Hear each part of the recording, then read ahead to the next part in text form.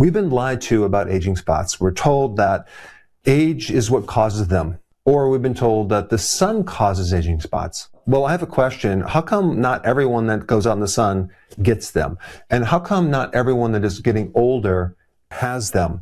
I know a lot of younger people that get them. So why is that? I'm going to show you the exact mechanism of why you might have them and exactly what to do to get rid of them, and not by just superficially getting rid of them externally on the skin, but how to get rid of them from the inside out. I'm going to show you both methods. If you look down on your hands or even in the mirror, you might see these little brown pigment sections or clusters. They call that hyperpigmentation. And it wasn't there several years ago, but now all of a sudden it just appeared. And if you Google this, they're going to tell you what creams or peels or lasers or medications to use. They're not going to reveal what's deeper, what causes these things. And then if you use the cream or the laser or the medication, it keeps coming back. So you have to keep using it.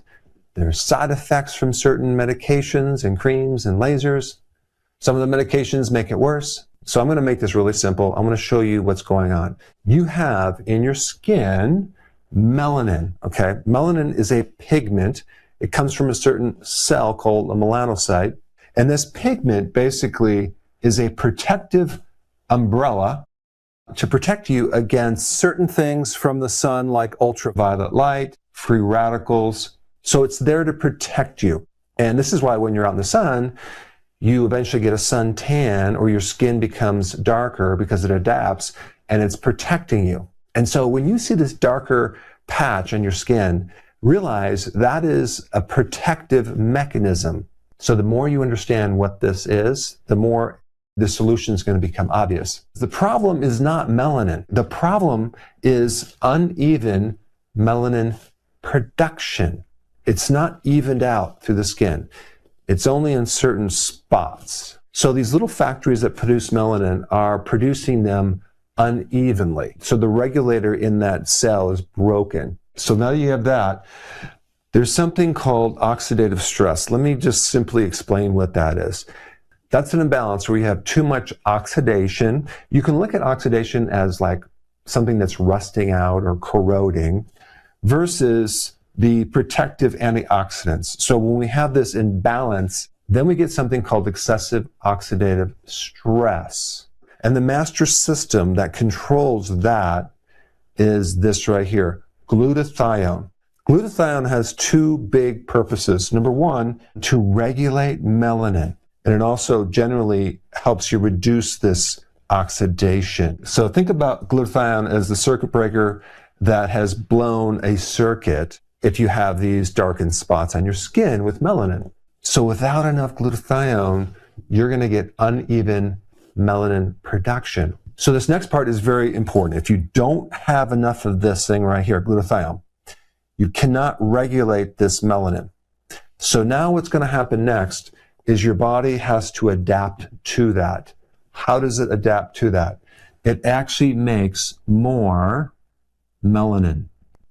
Melanin is really an antioxidant if you think about it. And so the reason why you're getting these spots is you're getting too much of this, but it's just uneven. That's the simplicity of what's happening. Combination of not enough this and too much of this that's unregulated. But the bigger question is, why does this glutathione drop? Now, it is true that as you age, glutathione does decrease, not necessarily because you're getting older, but because other things that are supposed to keep this in check are kind of going down. Now, what are those things? Selenium.